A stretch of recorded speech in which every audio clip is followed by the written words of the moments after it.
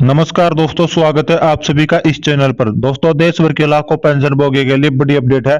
बड़ा ऐलान है केंद्र सरकार के कर्मचारी पेंशन धारकों के लिए, जानना अति महत्वपूर्ण है।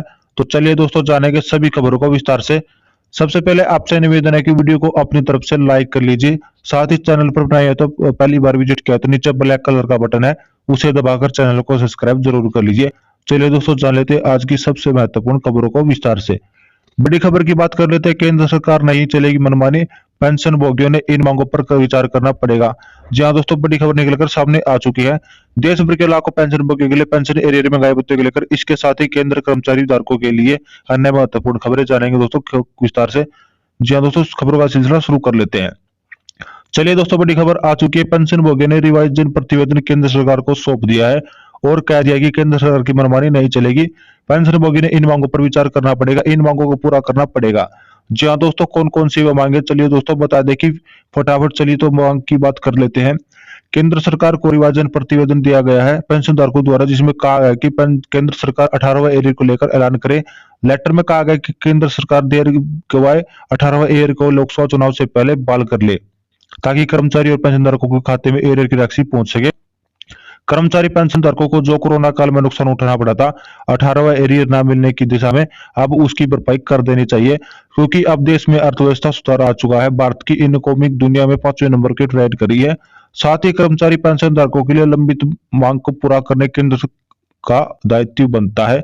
एक तरफ केंद्र सरकार बड़े बड़े उद्योगपति पूंजीपतियों के लिए लगे लोन और जो कि घर परिवार के भट्टे खाते डालकर माफ कर देती है, और कर्मचारी पेंशनधारकों के बकाया 18 को लेकर केंद्र सरकार के पास पैसा नहीं है, तो एकदम नाइंसाफी है। कर्मचारी पेंशनधारकों की मांग जायज है, क्योंकि सुप्रीम कोर्ट ने भी अपने पूरे आदेश में कह चुका कि सैलरी पेंशन में कटौती नहीं की जा सकती। जब सैलरी पेंशन में कटौती की जाती है तो केंद्र सरकार या राज्य सरकार द्वारा बाद में उसका भुगतान ब्याज समेत करना होता है। ऐसे में केंद्र सरकार का दायित्व बनता है कि केंद्र सरकार को मालूम होना चाहिए कि 18वां एरियर सैलरी पेंशन का ही भाग है। ऐसे में केंद्र सरकार को कर्मचारी पेंशन धारकों को अभिलिप्त 18वां एरियर को लेकर भुगतान कर देना चाहिए। लोकसभा चुनाव से पहले केंद्र सरकार इसका ऐलान करे, अन्यथा लोकसभा चुनाव में आपका इस मांग को लेकर भारी विरोध किया जाएगा। इसके खिलाफ माहौल बनाया जाएगा। ऐसे में केंद्र सरकार देर गवाए 18वें एरियर को बहाल करे, ताकि कर्मचारी पेंशनधारकों को उनका हक मिल सके। ऐसे में इस लेटर में मांग की गई कि एक साथ ही साथ कहा गया कि राष्ट्रीय आंदोलन के लिए भी केंद्र सरकार तैयार रहे। यदि 18वां एरियर जल्द ऐलान नहीं किया गया तो ऐसे में कर्मचारी पेंशनधारकों के लिए बड़ी गुड न्यूज निकलकर सामने आ सकती है, क्योंकि कर्मचारी पेंशनधारकों के संगठन में कड़क रवैया अपना लिया है। अब केंद्र कर्मचारी पेंशनधारकों को मिल से 18वां बकाया एरियर 2 लाख से 3 लाख का भुगतान जब केंद्र सरकार के द्वारा इसका ऐलान किया जाएगा, तो कर्मचारी पेंशनधारक को अपने ग्रेड में और पेंशन को अपने बेसिक पे हिसाब से एरियर का भुगतान देखने को मिलेगा। तो चलिए दोस्तों, अगली बड़ी खबर की बात कर लेते हैं। केंद्र सरकार ने पेंशन भोगियों की मांग में पत्र में केंद्र सरकार अंतिम आयरित वेतन का 50% ओल्ड पेंशन स्कीम के तहत पेंशन डिवाइड भी किया रही है, उसको बढ़ाकर 17% पर 67% केंद्र सरकार दरअसल देखने में आता है कि पेंशन भोगी अब हमें अपना जीवन व्यतीत करते हैं। पेंशन भोगी के पास पेंशन के अलावा आय नहीं होता, स्रोत नहीं होता। ऐसे में पेंशन भोगी को काफी कष्टों का सामना करना पड़ता है। अपने आर्थिक जीवन को चलाने के लिए वो अपनी लाइफ स्टाइल को मेंटेन भी नहीं रख पाते। ऐसे में केंद्र सरकार पेंशन में बढ़ोतरी करने का फैसला जल्द लागू करे। केंद्र सरकार अंतिम वेतन को 50% से बढ़ाकर 67% करने का ऐलान करे, अन्यथा इस मांग को लेकर भी आंदोलन किया जा सकता है भविष्य में। ऐसे में केंद्र सरकार बिना देर गए लोकसभा चुनाव से पहले इस मांग को भी ऐलान करने का पक्ष में बड़ा ऐलान दिखाएगा।